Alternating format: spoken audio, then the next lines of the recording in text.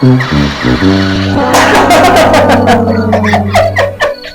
भगवान, ये किस बात की सजा दे रहे हो तो मेरे बेटे को क्या हो गया है? क्या हो गया बेटा? कुछ खाओ।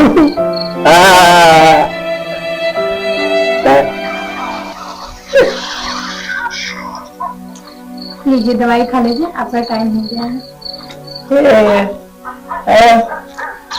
लीजिए पहले दवाई खाइए, लीजिए दवाई खाइए पहले।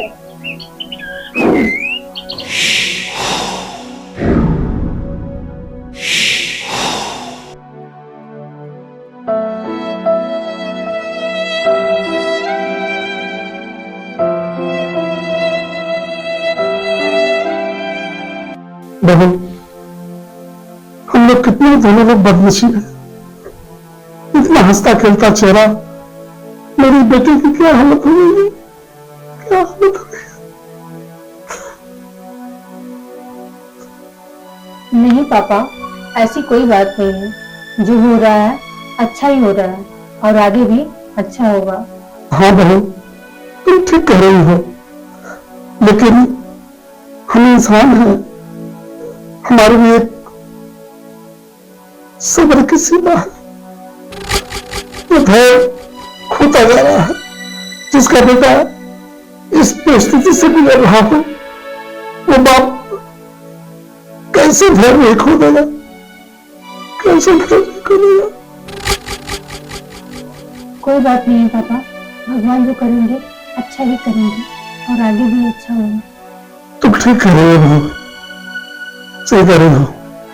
घर का काम करो और इसका थोड़ा केयर करिए। मैं बाहर जा रहा हूँ और कुछ लाना हो तो बता दो।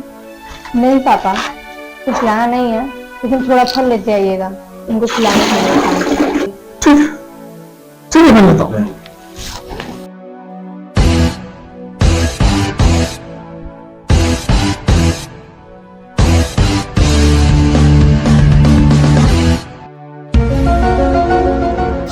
दवाई खाए ना, मोबाइल रखिए, चलिए सो जाइए। दवाई खाए ना आप, आइए आइए, सो जाइए, मोबाइल नहीं देखना, आइए आइए सो जाइए, आइए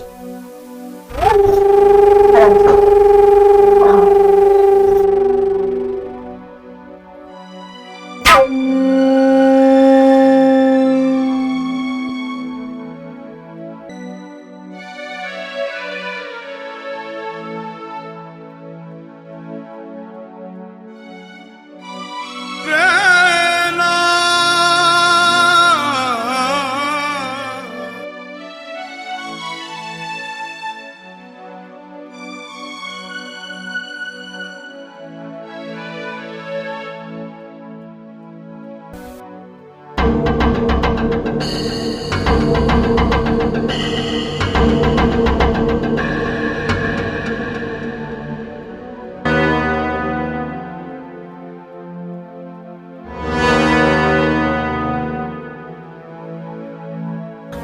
जी बाबूजी।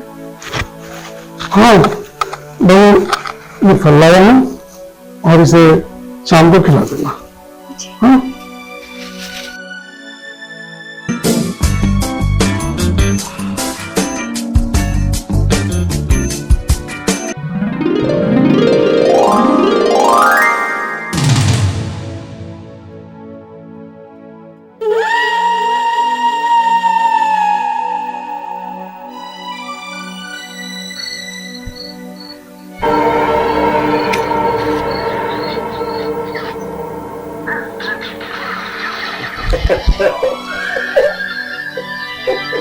लीजिए, हाँ लीजिए।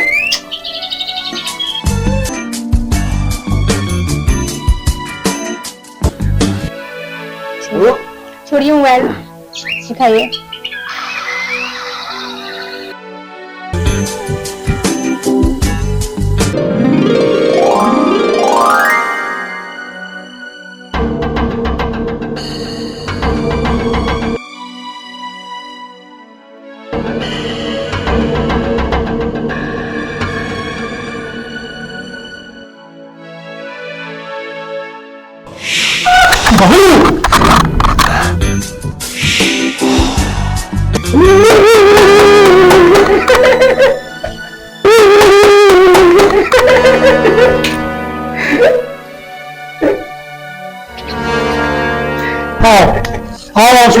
हाँ चलो बैठो चलो। तुम जानते हो तुम्हारे एक लापरवाही से कितनी बड़ी हादसा हो सकती थी। बोलो, केला खाए फिर क्या फेंक दिया, बहू स्नान करके लौट रही थी, पता स्लिप कर गया। वो तो नहीं यहाँ था, चलो तो उसको पकड़ लिया, संभाल लिया, वरना चोट लग गई होती। इस नाते मैंने उसको गिरने से बचाने के लिए उसके सर पर चोट है, मैंने उसे पकड़ा है। हाँ, इसे गलत नहीं समझना, इसे गलत नहीं समझना, मैंने उसको बचाने के लिए ऐसा किया है, ठीक है? लेकिन ऐसी गलती नहीं होना चाहिए बेटा। ऐसी गलती कितनी, देखो तुम्हारा कितना ख्याल रखती है, तुमको दवा देती है, तुमको फल खिलाती है, खाना खिलाती है, तो तुम लापरवाही करके तो संजोग देखो, मैं यही बैठा हूं, वो आई स्लिप कर गई। अगर मैं नहीं होता तो उसके सर पर चोट लग गई होती। बोलो, ठीक है ना? मेरी बात समझता क्यों नहीं है? ठीक है ना? नहीं, ऐसी गलती नहीं होनी चाहिए, इसलिए की दवाई खा लीजिए।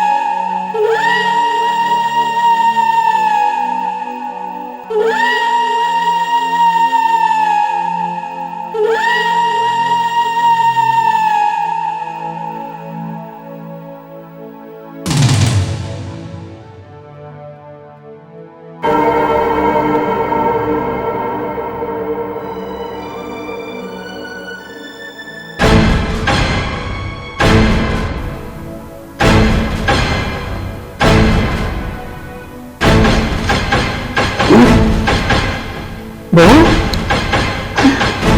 इतनी रात को क्या बात है? सब ठीक है ना? जी पापा। कैसे आ गए मेरे पास? दरअसल पापा, बात ये है कि मुझे नींद नहीं आ रही है। तबीयत ठीक है? नहीं आ रही है? पापा मेरी तबीयत ठीक है। तो पापा, आपसे एक बात कहूँ? हाँ हाँ बताओ, क्या बात है? पापा, मैं आपको अंदर ही अंदर चाहने लगी हूँ। अरे क्या कर रही हो तुम? नहीं पापा, मेरी बात को बुरा मत मानिए। जिस दिन आप मुझे कपड़े चेंज करते हुए देखे थे, उसके बाद से फिर मैं टकरा के आपकी बाहों में आ गई थी। उस दिन मुझे आप कमर में कस के पकड़े थे। उस दिन बाबूजी मुझे कुछ अजीब फील हो गया। बाबूजी, आप ही सोचिए, अभी तो मैं जवान हूँ।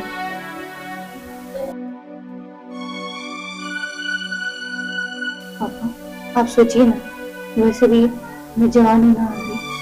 अब वैसे आप जानते ही हैं, उनकी दिमागी हालत ठीक नहीं है। पापा, हम जो कह रहे हैं प्लीज मान जाइए। मैं आपको प्यार के लिए इजहार करती हूँ, प्लीज। वैसे भी मेरा प्यार में कुछ करता है ना। एक बात कहूँ? जी पापा, बताइए। सही बात यह है कि जिस दिन मैंने कपड़ा चेंज करते हुए देखा था तुमको ना, हाँ। मेरे दिल में उसी दिन गुदगुदी हो गई थी। और इत्तेफाक से जब उस दिन तुम नहा के आ रही थी और तुम गिरते गिरते बची, और मैंने अपनी बाहों से तुम्हें संभाल लिया था। मेरे मन में भी ये जज्बा जग चुकी लेकिन समाज की व्यवस्थाएं, वंदनाएं मैं नहीं कुछ कर सका। लेकिन अच्छा हुआ तुम्हारे दिल की बात मैं जान गया और मेरे दिल की बात तुम जान गई, और आखिर मुझे प्यार के लिए प्रपोज कर दिया। मैं शिशु प्यार करता हूँ।